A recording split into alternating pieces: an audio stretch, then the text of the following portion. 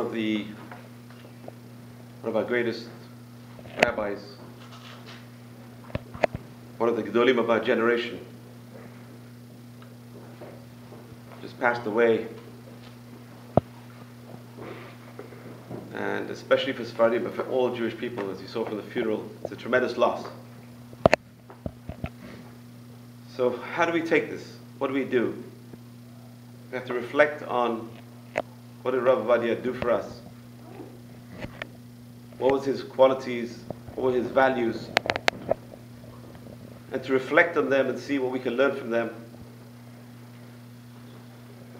I was thinking of a pasuk which would reflect Rav Ovadia, and obviously it's the pasuk that comes to mind is the first pasuk of Tehillim. Ashrei ha'ish asher lo halach. Praise the person who did not walk Batzad Resha'im, in the ways, in the advice of the wicked. But Derech Hatayim lo amad, did not stand in the path of the sinners. Moshav letzim lo yashav, and did not sit among the scorners. Ki'im b'torat Hashem chefso, all he desired was Torat Hashem. Uvtorato yageh yomam v'layla, and in his Torah he would strive day and night. So the question we have in this pasuk is, there's two Torahs mentioned. Torat Hashem and Torato. What is the difference between Torat Hashem and Torato? And the answer is, Torat Hashem is the Torah we have in the books, the Sfarim, the Sefer Torah. Of Torato is one's own Torah, his own Torah that he learnt and he had inside his head. There are two Torahs. There's Torat Hashem, which is ready available, and then there's Torah of a person a person acquires themselves. That's Torato. For Rav Ovadia, they were synonymous. Hashem's Torah and his Torah, he knew so much Torah, he practically knew everything. If he's one of the people today who knew every sefer that was written in the last hundreds of years.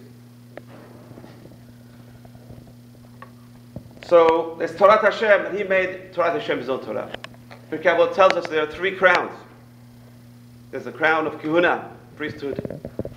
There's the crown of Malchut, which is the crown of kingship. And there's the crown of Torah.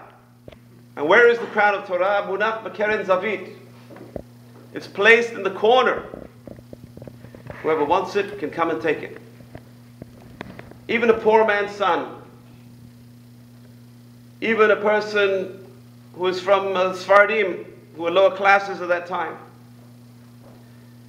even a person who never had greatness in his family, this young child who decided at a very young age, I want the crown of Torah. I want that Keter Torah. I want that Keter Torah to be mine. But the Perek, the Mishnah, the first line of Tehillim tells us, Yaket Shatul, he is like a tree. Al Palge Mayim, on the streams of water. Water, we said, is the epitome of Torah. It's a synonym for Torah, water. So a person's nourishment, the tree is nourished by Torah. His tree is nourished by Torah. In Psalm 92, David HaMelech tells us there are two kinds of trees. There's two kinds of tzaddikim. One tzaddik hatamar yifrach. One tzaddik is like a tamar, it's like a date palm. And there's another tzaddik, ke'erez v'levanon yizgeh. Another tzaddik is like a cedar tree. There's a palm tree and a cedar tree. A palm tree has low-lying fruits, readily available for other people to eat. A cedar tree is very tall, unapproachable. There's two kinds of tzaddikim. There's one tzaddik who is very tall, very high, but restricted access. There's another kind of tzaddik who's like a tamar, whose fruits are readily available. And this is Rav Ovadia. His fruits are readily available. He gives shurim to the masses, everywhere he could. When he was younger, he went from place to place. We're going to see what we're going to talk about. What are my memories personally of Rav Ovadia? Well, I grew up in London, and when I was a kid, who comes to our shul in London is Rav Ovadia, just anointed the chief rabbi. He went around the world, going to all the Sephardic synagogues. I remember very vividly, he came to our shul, and very simple stories. I just remember the story he told us. His main emphasis was learn Torah. His main emphasis was do mitzvot. So he told the story. The story is, there was a person who went with his son to a mikveh. And it was in Russia or Poland, whatever it was freezing cold. And the child puts his toes in the mikveh and starts screaming, ah! And the father says, slowly, slowly. First put your toe, then put your leg. Till you immerse yourself in the mikveh. And the child immersed himself in the mikveh. And then, when he came out, he said, ah. So Rav Ovadia said, that's how it is when you learn Torah. At the beginning it's, ouch, it hurts. It's not so pleasant. But eventually the person who learns will say, ah, what a pleasure. It's based on a pasuk. David HaMelech says, Ta'amu ruki tov Hashem. Taste and see how beautiful, how wonderful Hashem is. Taste. The person's going to start by tasting. That was his message to us in London. The person's going to start by tasting. The start might not be so pleasant, but eventually a person will appreciate it. I remember when I was growing up, most Faradim in those days would wear these silk talits. Anyone remember those silk talits? They would come from Israel with a hechsher, a silk talit. All of a sudden, everyone had to go and buy new talitot, woolen talitot. Why? Because Rav Ovadia became the chief rabbi of Tel Aviv before he became chief rabbi of Israel. And he researched, he went around to the factories, and he said, the strings, where did the strings come from? Tzitziot. And they told him the strings are imported from Italy. So he went and did research, and these strings were made for curtains. And the halacha is, the Jew's got to make the strings. It's got to be made l'shem, mitzvah, tzitzit. And they were made for curtains. So overnight, all these talitot were pasul. And we had to go and buy new talitot. So imagine how many people were making bracha levatala on these tzitziot till Rav Ovadia came along. The second thing that I noticed straight away when I was a young kid is all of a sudden our siddurim started changing. There weren't big changes, but a word here, a letter here, a word here. Rav Ovadia was going through the Sephardic Siddur, amending it, bringing it back to what it was previously. Some errors that cropped in, some changes that were made. And number three is, before Rav Ovadia, we used to follow the Ben Ish Chai, who was all the Iraqi Jews, came from Iraq. The chief rabbi of Iraq was the Ben Ish Chai. We have a general rule, general principle in Judaism is, halacha kebatra'ah. The halacha follows the last authorities. And the Gemara, last rabbis of the Gemara, Rav Ashi, Ravina and Rav Ashi, they were the ones who codified the Gemara. So too in Jewish history we say the latter rabbis, the last ones, they're the ones who can see the whole building, the whole structure, what came before them, and can make the best decisions. So halakha changed. So halakha means that it's a path. And Rav Ovadia changed halakha from Ben Ish Chai to Rav Ovadia. Rav Ovadia brought a revolution. Why? Because he said that all the Jews in Eretz Israel have to follow Mara De'atra, the rabbi of the land. Who is the rabbi of the land of Eretz Israel? The Shulchan Aruch, Rabbi Yosef Karo. That was his big motto. We're going to talk about how it created revolution, how it created unity amongst the Sephardim. Because we know that Sephardim, people think Sephardim are just one monolith. It's not true. Sephardim come from all the countries around the Mediterranean. Sephardim means Spain. But the fact is that today the Sephardim, the rabbi, are people who are just not Ashkenazi, they're called Sephardim. If you're not Ashkenazi, you must be Sephardi. There's no other way. The truth is the Yemenites are their own, And then you have all different kinds of Middle Eastern Jews from different countries, disparate countries, different minhagim. And Rav Ovadia came along with this brilliant idea at a very early age. The Mara De'atra of Israel. We're in Israel now. We need to follow the Shulchan Aruch, Rabbi Yosef Karo. And the consequence of that was to unite the Sephardim in Israel. To unite everyone. We're all one. We're all under the auspices of the Shulchan Aruch. All our minhagim we had in Chutz La'aretz, according to Rav Ovadia, they don't apply in Israel. Here, over here, we have the opinion, if you didn't eat rice when you lived in Chutz La'aretz, you can eat rice in Eretz Israel. Mara De'atra is Rabbi Yosef Karo. So that was a tremendous revolution. It caused unity. We know what's going to happen to it now.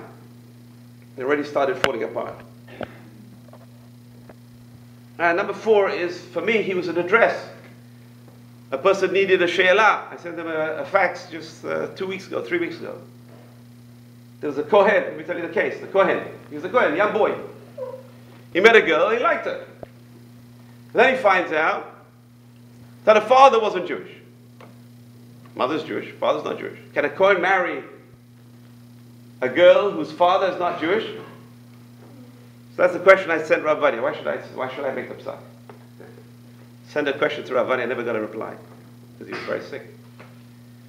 But he was the address. Sometimes he wouldn't give a reply. When I first came here, I sent him a question. How high does the mechitza have to be? You know what his answer was? No answer. Why no answer? So later on, my brother went to see him. He said, tell your brother in America. He said, I cannot write a teshuvah for something there is no sources. I don't write a teshuvah if there's no sources in the Shulchan Aruch. I don't write a teshuvah of something when there's no sources in the Gemara. So that was Rav Ovadia. He needed something with source. He needed to see something in front of him. And the Achronim do talk about it. Everyone talks about it. But Rav Ovadia withdrew from that. He never talked to it, never addressed that question.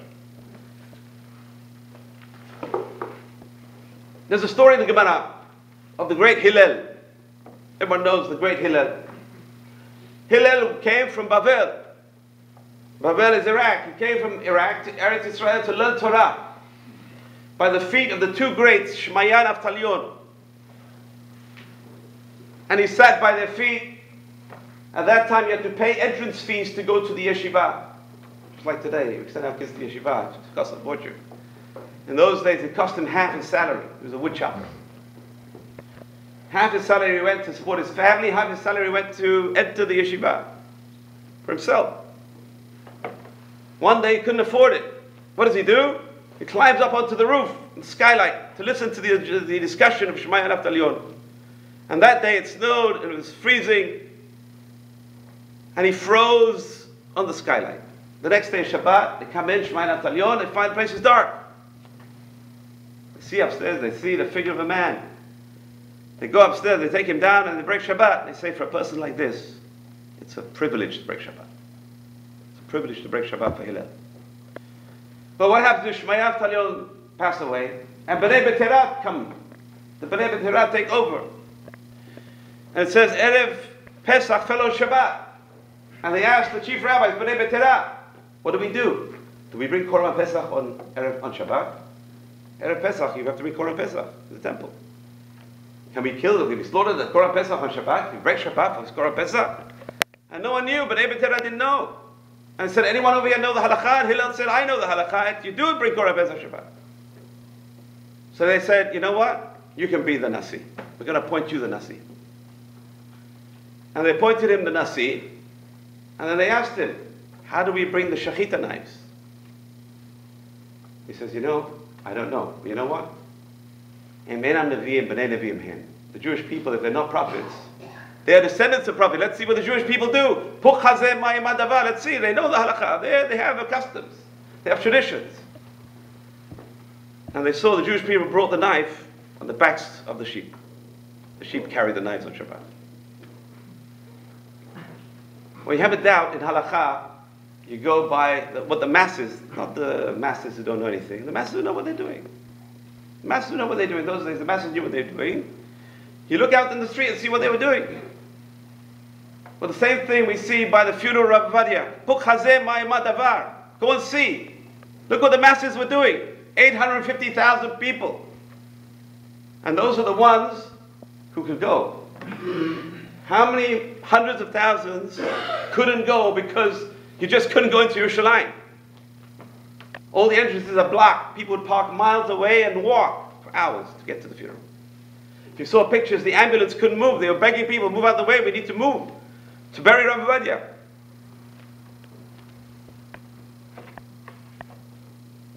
So, 850,000 Jews of all kinds, religious, not religious, Sephardi, Mashkina, everyone, they all came for Rav Ovadia. That tells us it's a great man over here. So what does this great man do? Why are we here? Why are we here tonight? What did he do? I heard this story of a rabbi who was in Ashdod. He was in Ashdod last Shabbat. He went to Shabbat to Ashdod, and it happens in the place where he was staying, there was a disco across the street. Ashdod. So the loud music is playing, it's 10 o'clock at night, he wants to go to sleep. All of a sudden the music stops. And he hears the DJ. The DJ stops the music, says, let's say Misha Barach for Rav Ovadia Yosef. This is a Pellet line. The most secular Jews in a disco would stop the music to say Misha Barach for Rav Ovadia Yosef. So what do we say about Rav Ovadia Yosef? What was his landmark? What did he stand for? What values did he stand for? So number one is no question. Rav Ovadia Yosef stood for learning Torah. He learned Torah from a very early age. His only ambition was to be a Gadol B'Torah, to have the Keter Torah. That was his ambition. At a very early age, I want Keter Torah. I want the crown of Torah. I want to learn as much Torah as possible. And his way of learning Torah was different. Why? He would learn it by heart.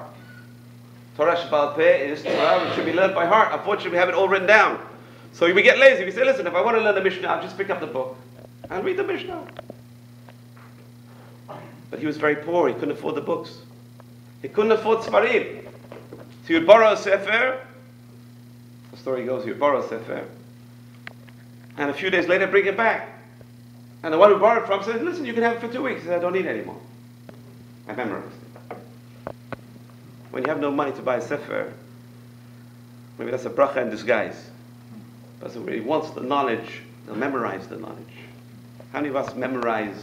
A person learns the Mishnah, memorize the Mishnah. A person learns the Daf, memorize the Daf. Rav Ovadia memorized everything. The story goes that a visitor went to his house. He had about 20,000 Sfarim in his house. His apartment, his own house, in Harnov. And they asked him, Rabbi, can we understand, we know all these books by heart. He said, can we just test you a little bit? Can we just take a Sefer? It's a bit of chutzpah. So the guy went to the shelf, he went to take a Shas. Everyone started laughing. He said, why are you laughing? He doesn't know Shas? He said, take something harder. He knows Shas backwards and forwards, any page, any daf. Get another Sefer which is not so common. They went to the shelf, pulled out a book, opened the book, so-and-so page. Rav Ovadia, no problem. Here's the whole page. Heard a story. The Rabbi Lau, the chief rabbi, the former chief rabbi, Ashkenazi chief rabbi, Rabbi Lau, Israel Meir Lau.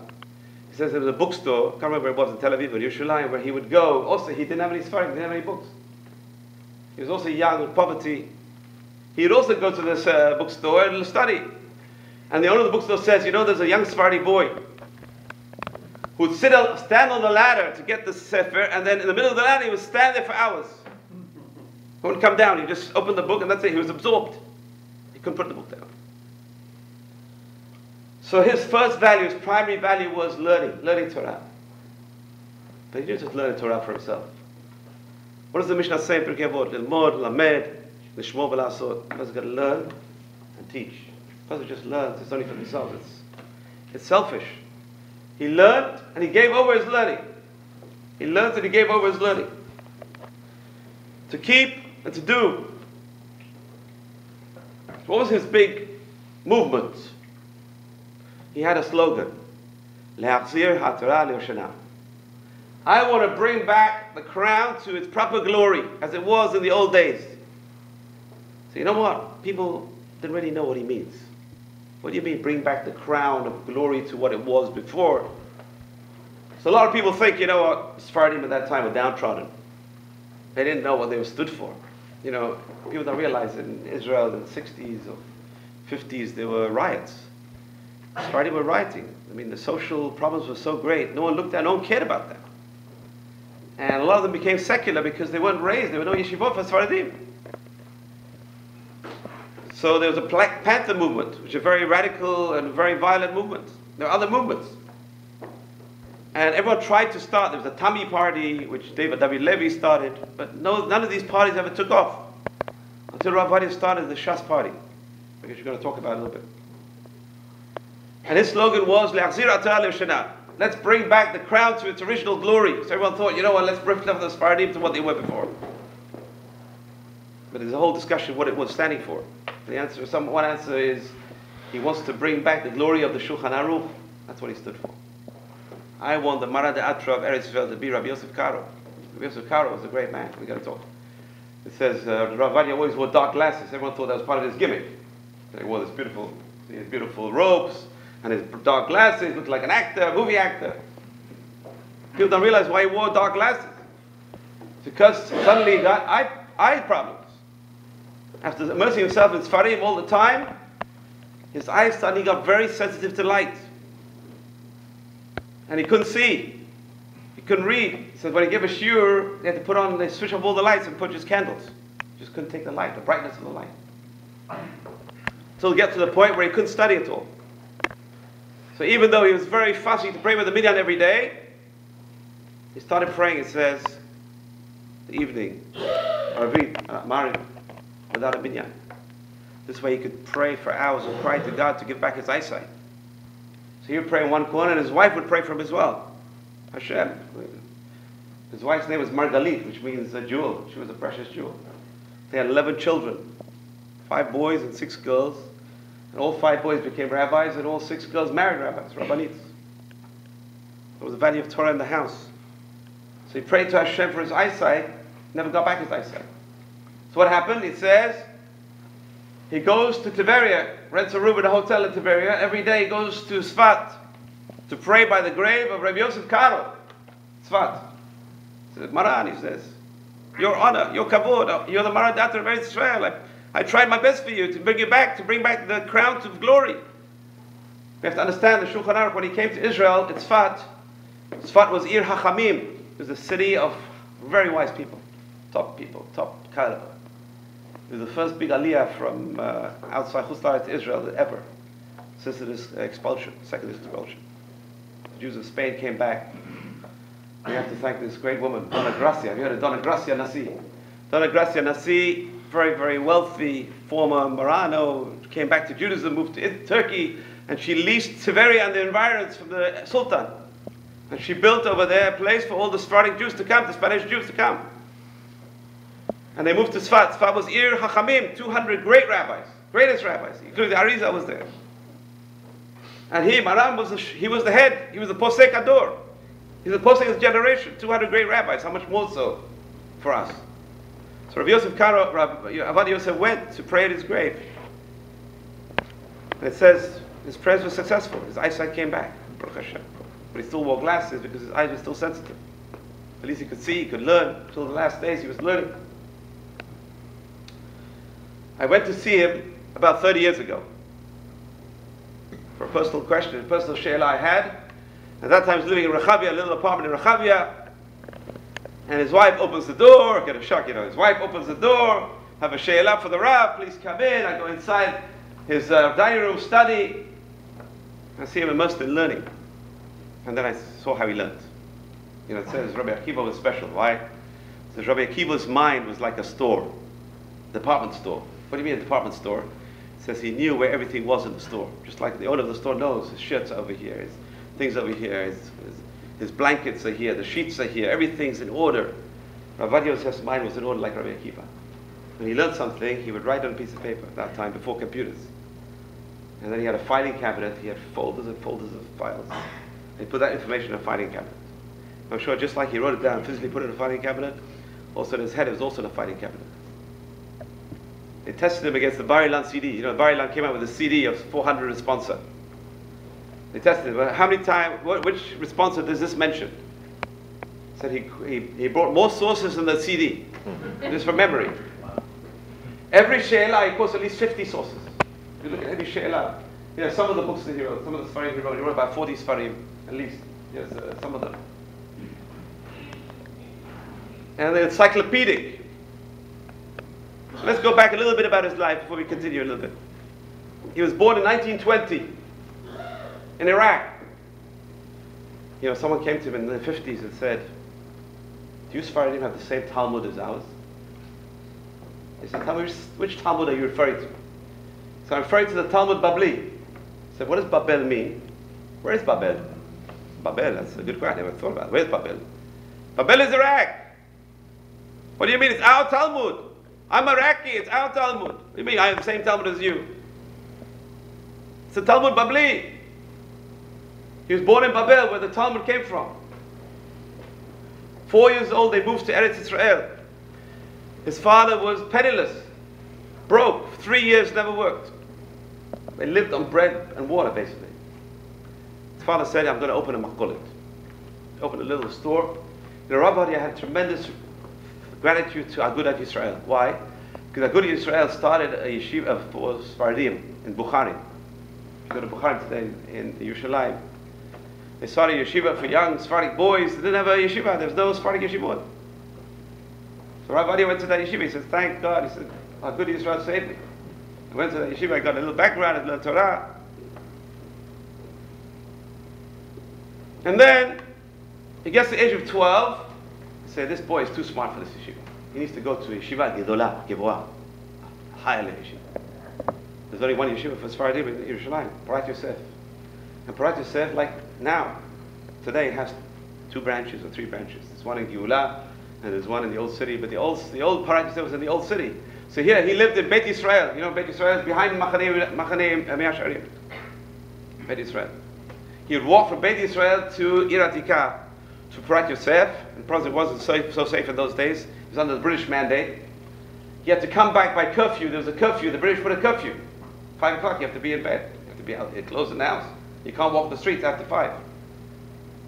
So it says from 5, he would go to Yeshivat Hebron, which is in Geulah. Go to Geulah today, you see Yeshivat Hebron. He would learn in Yeshivat Hebron from 5 till late night. And he'd go back home. His father says, you know what, enough. I need your help in the makolet. Oh, you open a makolet. You have to help me with my makolet. I need a labor. I can't afford to pay someone. You're my son. You have to work in the makolet. No more yeshiva for you. He said, no, please. I need a rabbi. I want to learn Torah. Sorry. No makolet for you. So he goes into the makolet. He's working in the makolet. So different accounts of the story. The one I heard from his brother, Rav Naim, says that all of a sudden things were missing from this makolet. Because why? Rav Ovadia was there with a sefer. Wouldn't pay attention. This guy came in, this guy came in, the other guy came in, took this, took that. Especially cigarettes were very expensive in those days. Cigarettes started being missing. So the father said, get out, you're not fit to be a Baal Makolet. Go back to learn. That's one version. The second version is that the Rosh Yeshiva, Rav Ezra Parat Yosef, great Gadol, had many Gadolim who went to his class, Rav Ovadia Yosef. Ben Zion Abba Shaul, Rav Ben Chaim from Brooklyn, Rav Ben Chaim in YU, Rav Sion Levi, who was the chief rabbi of Panama, passed away recently. All the greats were in his time. Rav Ezra Atiyah, of blessed memory, he was a big tzaddik and anav, very humble. He came to his father, he says, this boy is made to learn Torah, he's not made to work at the makolet. The father said, what can I do? I'm poor, I can't afford someone. He's my son, he has to work for me. He said, listen, I'll find you someone. So next morning, who comes? Rav Ezra Atiyah wears an apron and says, I'm ready to work for you. Send the boy to the yeshiva, I'll stay and work for you. Obviously the father said, no, I can't go. Take him and go.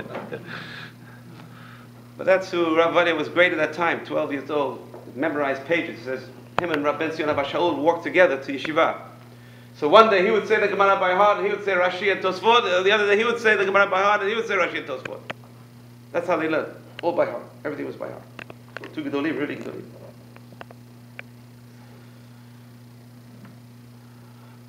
When he got to the age of 20, he got smicha. It wasn't just regular smicha, it was smicha dayanut. It was dayan. And they decided they're going to send him to Eretz Mitzrayim. Eretz Mitzrayim, they needed a rabbi. It was in the 40s already. And he went to Eretz Mitzrayim, he did what he could, and then started troubles over there at Eretz Mitzrayim. All the Jews were leaving. He left with them, Baruch Hashem, he escaped with them. And they started putting Jews in jail. When he escaped, Baruch Hashem with his family, went back to Eretz Yisrael. He was 30 years old. And it says he got a letter from the army. You have to come for Miluim. You have to do your army service, reserves. You're not studying yeshiva, you have no excuse. You come for Miluim. He goes on the street, there's a letter from the army. He says, I want to write a sefer. He wants to write Rabbi Omer over the right side. He wants to write one volume, the first volume of Rabbi Omer. He wants to sit down in the house and write Rabbi Omer.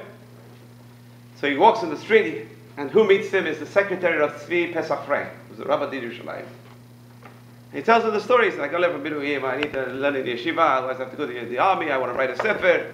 He says, don't worry, he says, you can come to our yeshiva. But Tzvi Pesach Frank at the Kolel, and in the Kolel, Geonei Olam, all the Geonim, Rav Eliashiv, Rav Shlomo Zalman Auerbach, all the other, the Rav Ponovich, one of the Magid Yeshir. So Rav Ovadia sits in this Kolel. 2 hours a day he's in the Kolel, because the rest of the time he needs to write a sefer. He goes to the Kolel. When he goes to the Kolel, they're all waiting for him. He says, what sugya are we learning today? This sugya. And one rabbi says, I learned the sugya like this. And the other guy, I learned the sugya like this. He says, you learn the sugya like Rav Shlomo, like Rav Akiva. You learn the sugya like Chaim Brisk. Tells them where they're learning it. Today it's very hard. We learn Gemara to Mechadesh, which means to learn new things. Why? Because how many intellectual minds, how many great minds have studied the same page in the last 2,000 years? All you have to do is find where the information is.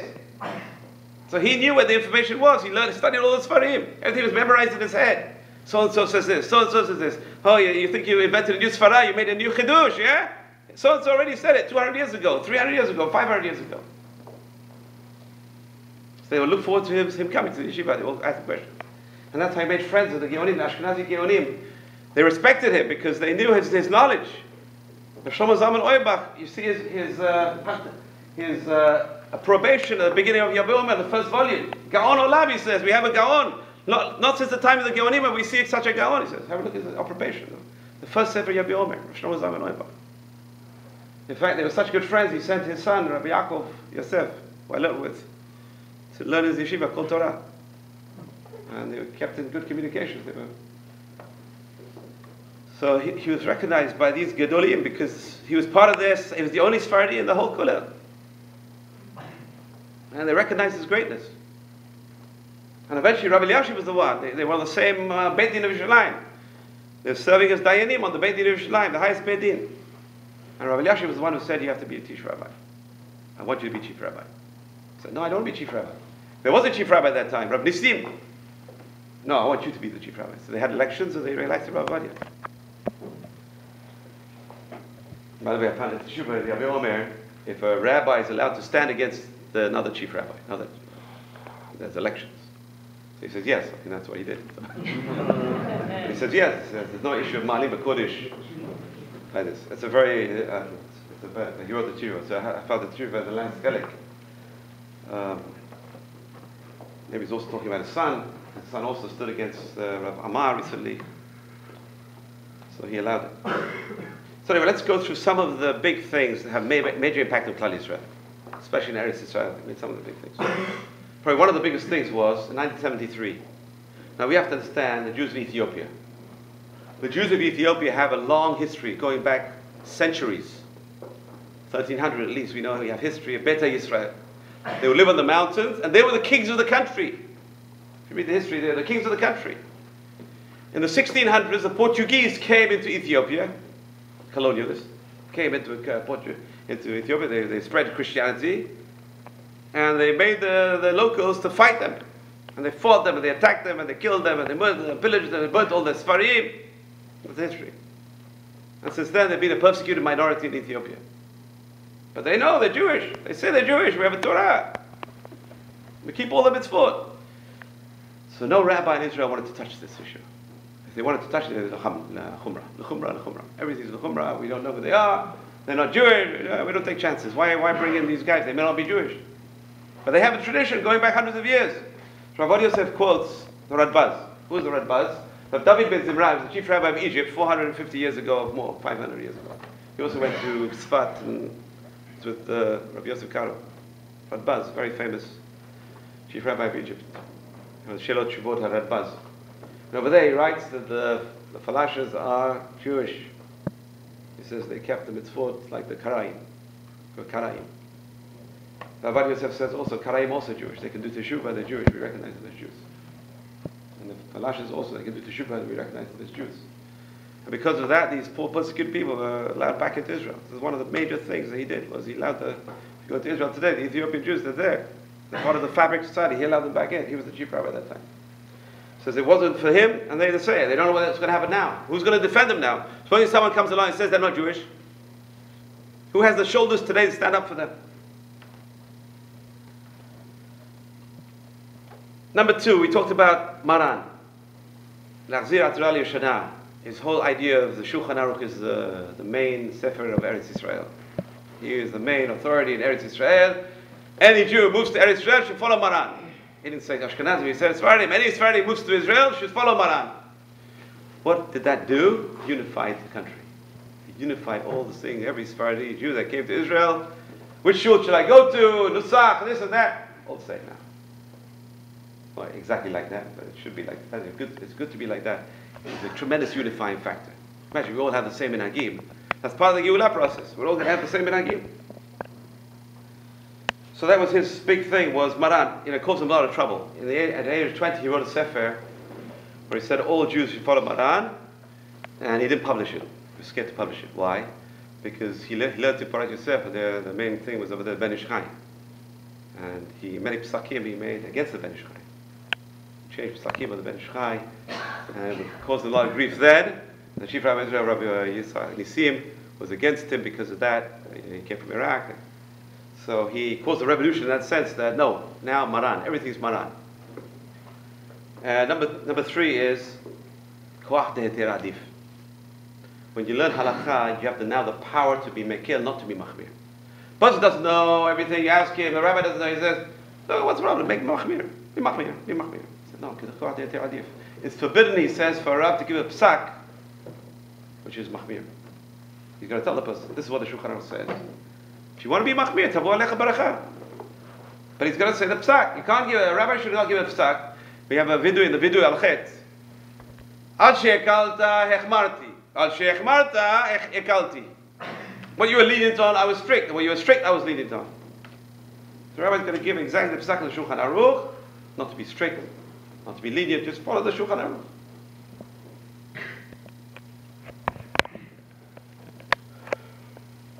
He was a field rabbi. What does it mean, a field rabbi? So you have many Gdolim who would learn, study all day. They wouldn't really give shiur to the masters. Rav Ovadia Yosef was different. He would give shiur to the masses. In fact, when he first started, he said he had very little money. So whatever he earned, he would give to his wife, Margalit, say this is your housekeeping money. And she would give him spending money to buy tickets for the buses. Because she knew he gave shiurim all over the place. He needed bus money. She would give him bus money, and many times, this is his oldest daughter would say, he would sneak into the house at night with a sefer under his arm, sneaking into his library without his wife knowing. So why?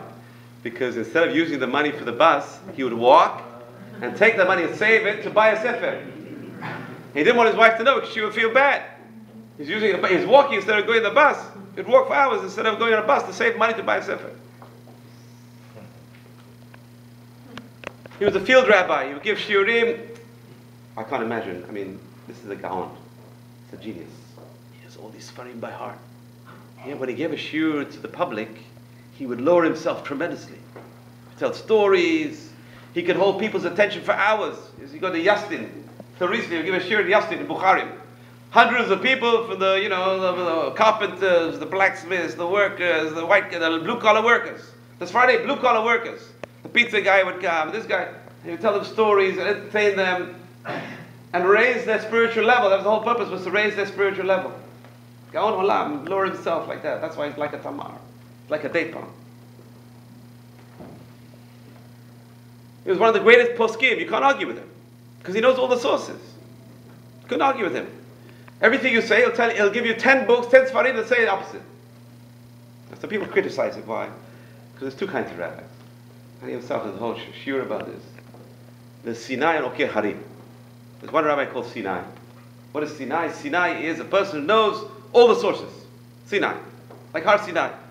He's a rabbi who knows all the sources. You know, in those days, the rabbis were fortunate. Why? They had a walking CD. What's a walking CD?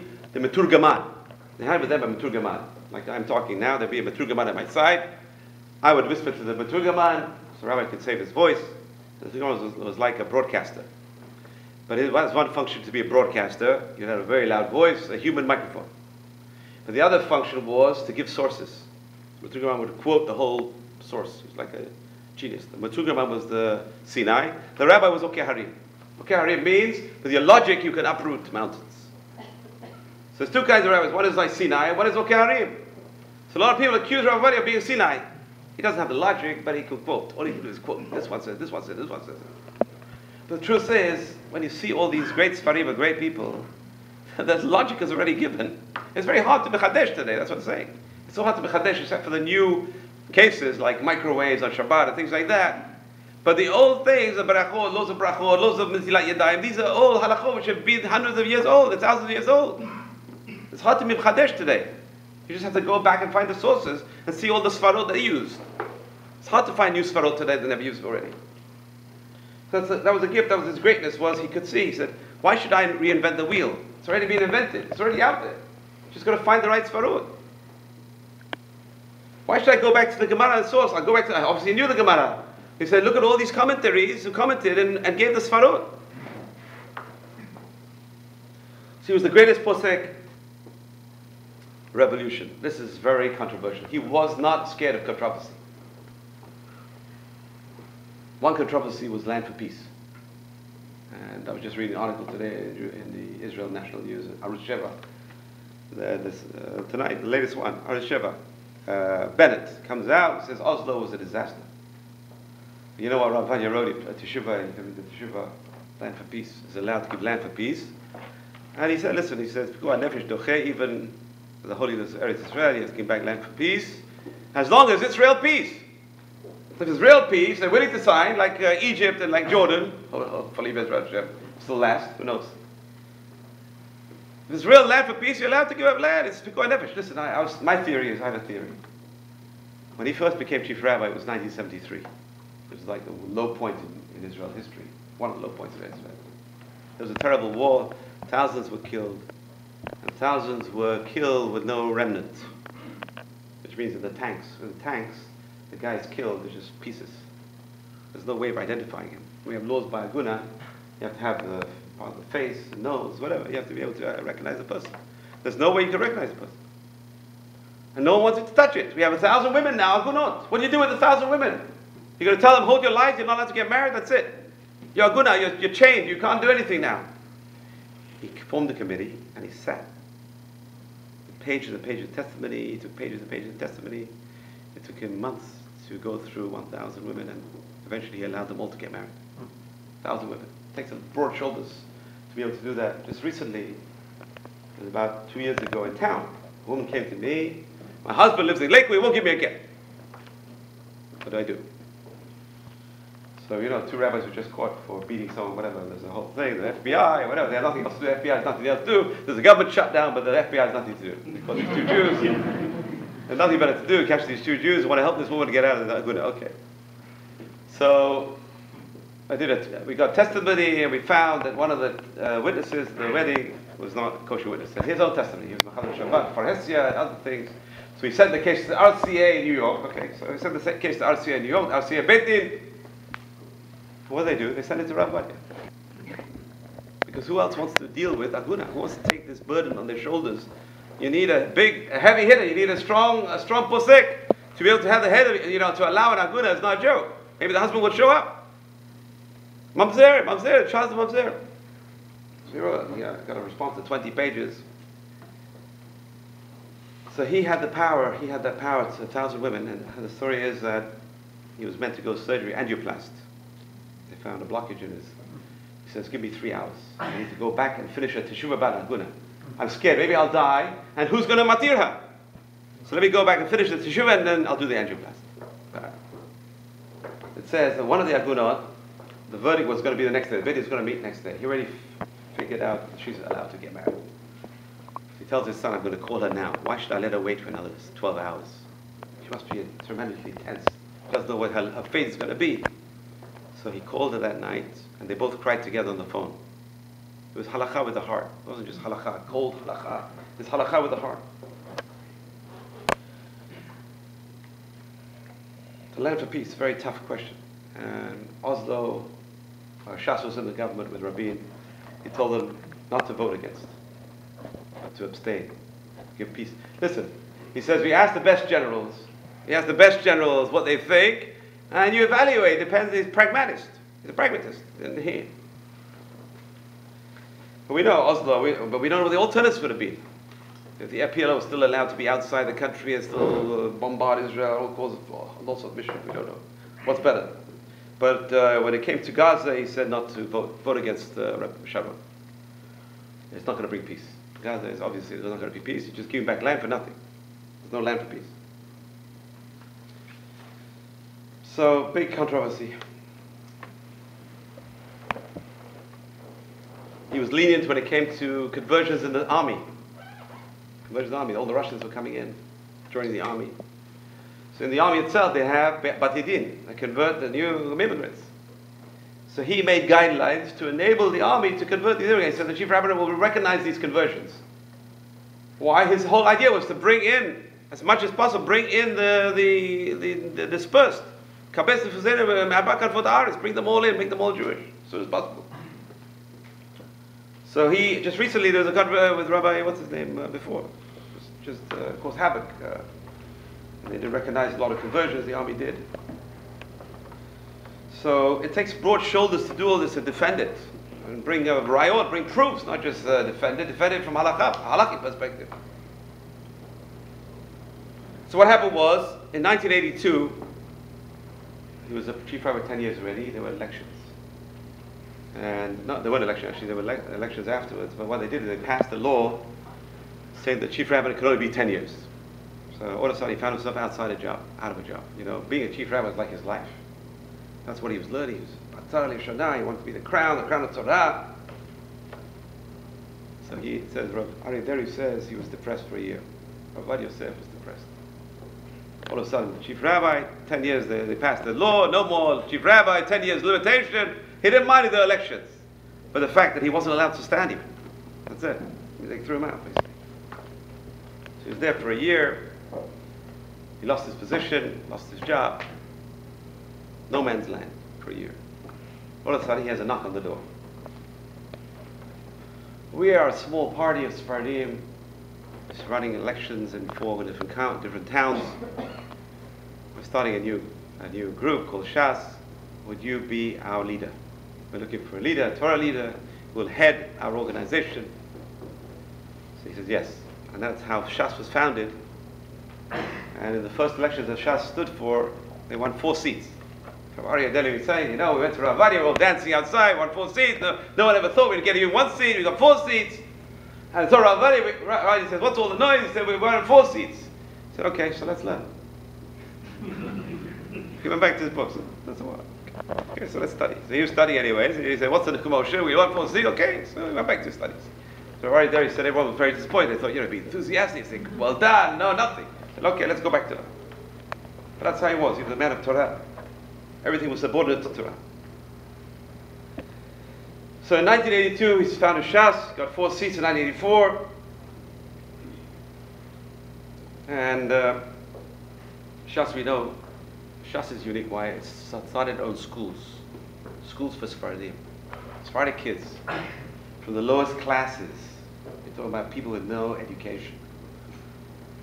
They would go to Beit Sefer Mamlachti, state schools in those days, and no Torah, no mitzvot. So Shas started schools. They have 40,000 kids in their schools. And that caused the Torah revolution. How many Sephardim became Dayanim through his schools? Chazon Ovadia, Chavedat. A lot of the Dayanim today in Israel are Sephardim through his schools. And he had the political power to appoint them to the Batidin, give them jobs. So, here are the values that he espoused. When it came to Shemitah, he was very lenient. To the next year, Shemitah year. What do we do in Eretz Israel? Heter Mechira, lo Heter Mechira. He wrote a long teshuvah, 50 pages. To allow the Heter Mechira. There's a big problem. It's halachic issues. How can you allow Heter Mechira? So number one is, his first question when he has a teshuvah is it a halakha from the Torah or is it halakha from the rabbis? If it's halakha from the Torah, safek deoraita lechumra, a doubt from the Torah law is strict. Halakha from the rabbis, a doubt from the Torah law is lenient. So let's find out. Number one is Shmita today, deoraita derabbanan? When there's no Yovel, there's no Shmita, according to most poskim. Number two is, there's a machloka between the Rambam and the Geonim. Which year is Shmita? So there's many different sfekot. If you have a look at this. The Shuvah, so he allows the heter mechira. So ideally, of course, the person should be careful, but the person can't find any food from the Bedin, the person can rely on heter mechira. So again, these are major issues which he wasn't scared to tackle. Brain death. Under him, Shas supported this new law in Israel, recognizing brain death. There's two kinds of brain death. There's upper brain stem, lower brain stem. It's a complicated halakha, very. He was very much against women wearing shaitels. Came out with this psak, no shaitels, asur. Anyway, of course, the Ashkenazim would disagree, but for Sfaradim, at least in Eretz Yisrael, it made a big revolution. Women had to stop wearing shaitels. Had to cover their hair with a scarf or a hat. A lot of Ashkenazi poskim as well, Hacham Sofer and others would say also shaitels asur. There's a famous teshuvah about a religious principal of a non-religious school. He asked Rav Ovadia, it's an interesting question. Most people don't want to touch this with a 10-foot pole, this question. He said, my girls come to school with miniskirts. Should I tell them to wear loose pants instead? Now this is a very hard question, because which rabbi wants to be right down in writing to allow women to wear pants? He's going to get it either way, he's finished. He said, oh, you said, halakha, it's better they wear loose pants. Obvious. Erva. So it's better they should wear loose pants. Not tight-fitting pants, but loose pants. So he wasn't scared to tackle these issues. He bring down sources and tackle the issue and face the issue head on. Breslov. In Eretz Yisrael, very powerful. Now Breslov is growing. By the way, the head of Breslov told all his students to take Kriya when Rav Ovadia passed away. They ripped their shirts. Kriya, he was the posek. Except for one thing. He was very much against the Breslovers going to Oman on Rosh Hashanah. From Eretz Yisrael, at least.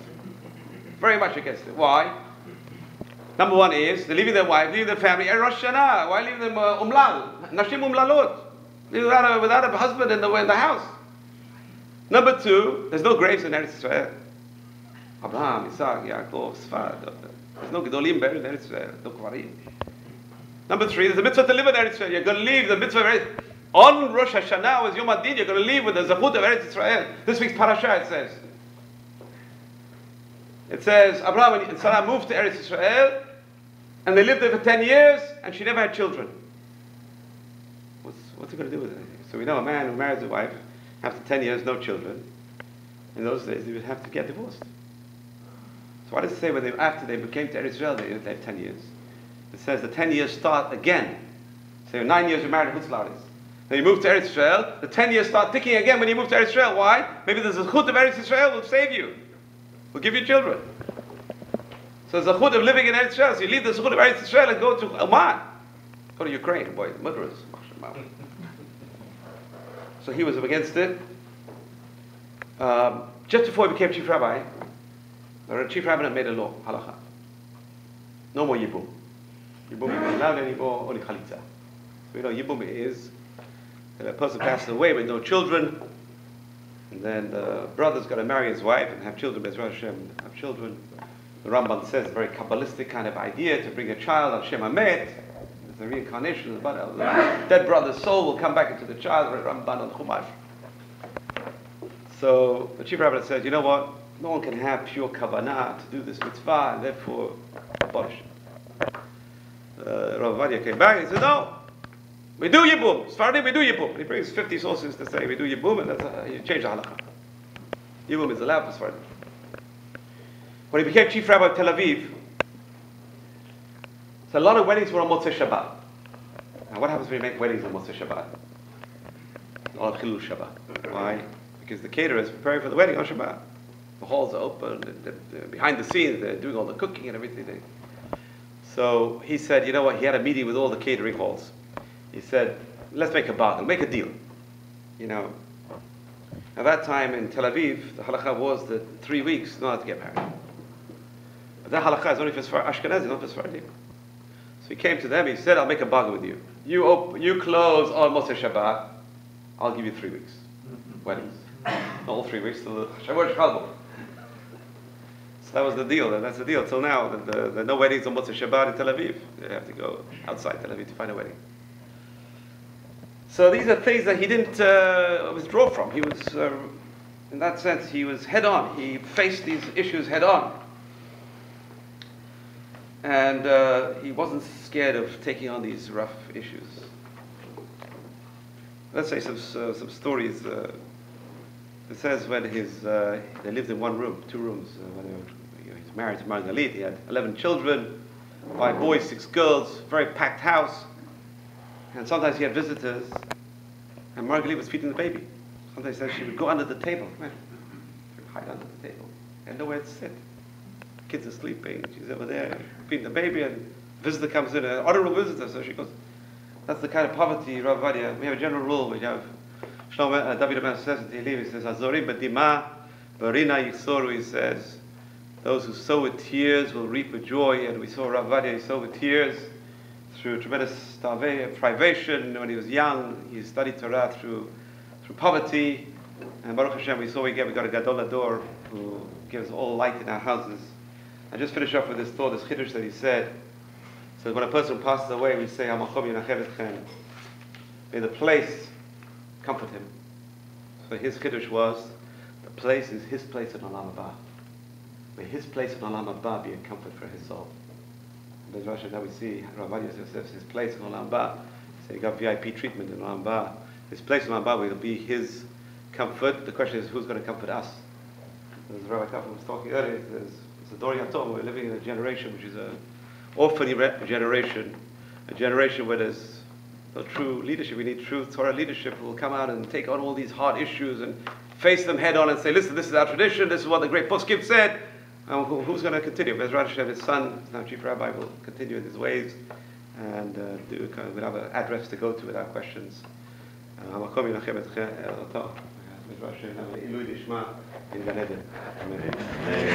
Thank you for coming out, showing Kabbalah Torah tonight.